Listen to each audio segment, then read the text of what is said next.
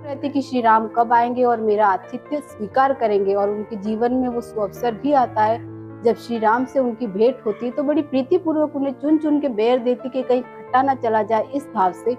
तो आज के समय में क्या है कि जो भी भोजन पकवान बनाते हैं देखने के लिए और मन में द्वेष भाव है तो आपका आतिथ्य सत्कार सफल नहीं होगा। इसलिए आपको अतिथि यज्ञ से इससे सीख लेनी चाहिए। फिर है वैष्णव देव यज्ञ। वेदों यहाँ तक तो जो भी हम कर रहे थे मानव मानव के लिए कर रहा था, अब ये मानवेतर यज्ञ है।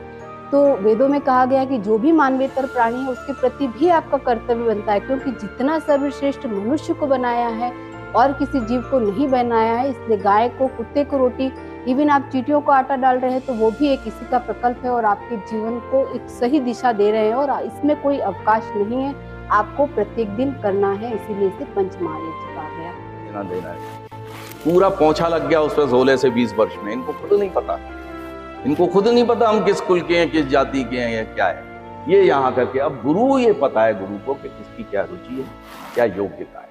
तो आज वो इनको वर्ण दे रहा है, वर्ण दे रहा है यहाँ पर। जिसकी पढ़ने पढ़ाने में रुचि है, बुद्धिजीवी है, वो ब्राह्मण हो गया। जो अन्याय का मुकाबला करके, देखिए समाज के 3 शत्रु होते हैं, अज्ञान, अन्याय और अभाव।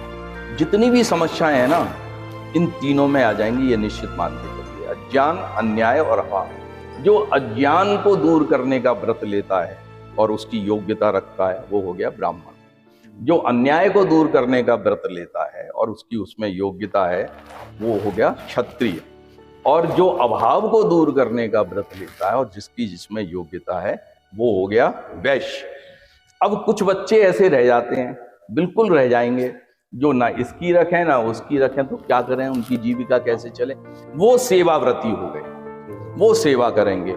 परंतु ध्यान रखिए, न तो 3 चीजें ध्यान रखिए, न तो इनमें कोई छोटा बड़ा है, चारों वर्ण एक समान है, नंबर 1। नंबर 2, अस्पृश्यता नहीं है, छुआछूत बिल्कुल नहीं है। और नंबर 3, गत्यात्मकता है। यानी गत्यात्मकता का मतलब जैसे ही ये योग्यता अर्जित कर लेगा ये उस वर्ण में चला जाएगा। ये रूढ़ी नहीं है कि जिसमें पैदा हो गए तो बस वो लास्ट तक उसी में बने हैं, अपने गुण कर्म के हिसाब से, गुण कर्म। अब ये इतनी बढ़िया व्यवस्था थी जिसका कचरा गुण होगा वो वैसे उसी में आगे बढ़ता है, बिल्कुल आगे बढ़ता है। हम सभी रामायण टीवी सीरियल में देखते हैं तो उसमें अपने अपने हिसाब से करते हैं। जैसे कि आपने देखा होगा, शूर्पणखा का लक्ष्मण जी ने नाक काट दिया। अब कैसे काट दिया हम देखते हैं, यहाँ से काट दिया। लेकिन जब असल में अपना प्रस्ताव लेकर गई तो उसका प्रस्ताव स्वीकार नहीं किया था, उसे मना कर दिया। तो उसे ऐसा लग गया नाक कट गई, नाक कट गई मानो बेइज्जती हो गई, अपमान हो गया, वही वाली नाक कट गई। हनुमान जी को हम सब जानते हैं, वो कितने बड़े ज्ञानी थे, कितने बड़े विद्वान थे। इतने बड़े विद्वान को लोगों ने एक बंदर बना के दिखा दिया। वो कोई बंदर नहीं थे, वो वानर थे। वानर यानी होता है वन में रहने वाला नर, जंगल में रहने वाला पुरुष। और जो हम उनकी पूंछ देखते हैं, उनकी कोई पूंछ वगैरह नहीं थी, उनकी पहुंच थी। जो बड़े बड़े विद्वान लोग वो उनसे पूंछ कर कार्य करते हैं, उस पहुंच का लोगों ने पूंछ बना दिया। और जिससे हनुमान जी ने लंका जलाई थी वो असल में एक शस्त्र था जिसका नाम था लांगूल, जिसको पहन के लंका जलाई। हनुमान जी के माता जी की पूंछ नहीं थी, हनुमान जी की पूंछ कहाँ से गई। असल में एक शस्त्र हुआ करता है, एक हथियार होता है। और ये वो अहिल्या वाली में बता रहा था, अहिल्या वाली कथा कि भाई अहिल्या के बारे में क्या सुनते हैं, पत्थर बन गई। और पत्थर बन गई कंफर्म आगे कर दिया कि जिस समय केवट को कहा भैया तू नाव ले आ, मैं पार जाऊंगा वनवास। जाते समय केवट बोला ना महाराज, आपके तो वो जो है पत्थर औरत बन गई थी, और मेरी नौका अगर बन गई तो मैं क्या, यही है ना, सर्वत तो यही है। ये दोनों प्रकरण बिल्कुल गलत है। अभी मेरा लेख अब की वाले सत्यार्थ सौरभ में इसी के ऊपर आ रहा है।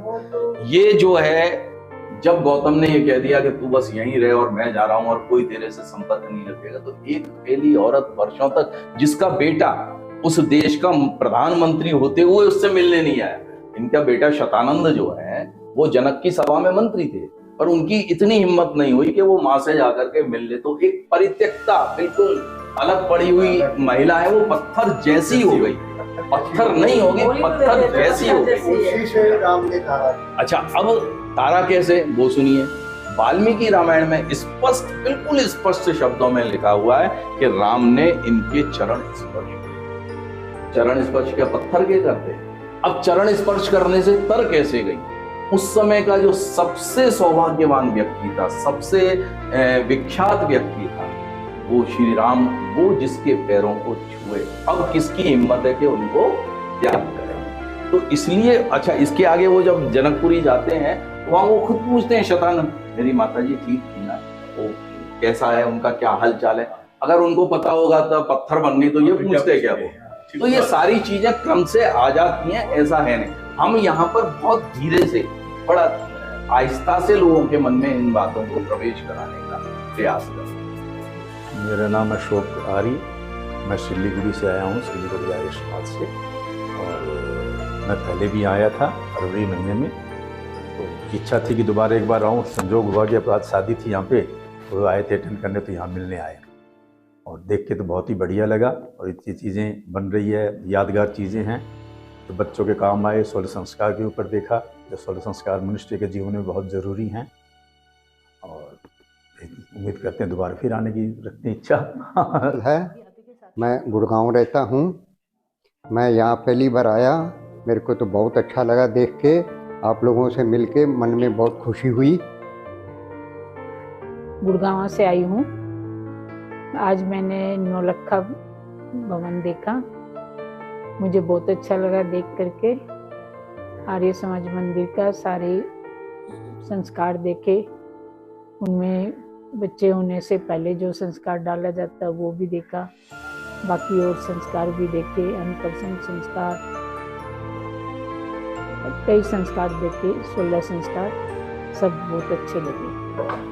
और सारे बड़े बड़े महात्माओं की सबकी देखी सुनी, सब अच्छी लगी। स्वयं को दिया बत्ती तक ही सिमेट कर रख लिया है। वो सोचते हैं कि ये कार्य कर लिया तो हमने ईश्वर के प्रति जो हमारा कर्तव्य है वो पूरा कर लिया, भागा दौड़ी जैसे भी करके। ऐसा नहीं है, जो कुछ भी आप करते हैं वो स्वयं की उन्नति के लिए करते हैं। और ब्रह्म यज्ञ का कारण ये है कि इससे आपकी शारीरिक, मानसिक और आध्यात्मिक उन्नति अगर आप चाहते हैं तो सुबह शाम आपको संध्या करनी चाहिए। इससे आप ईश्वर को भी याद करते हैं और स्वयं की उन्नति भी करते हैं। आपकी इंद्रियों पर आपकी कमांडिंग होगी, तभी आप अपना सारा कार्य अच्छे से कर पाएंगे। फिर है देव।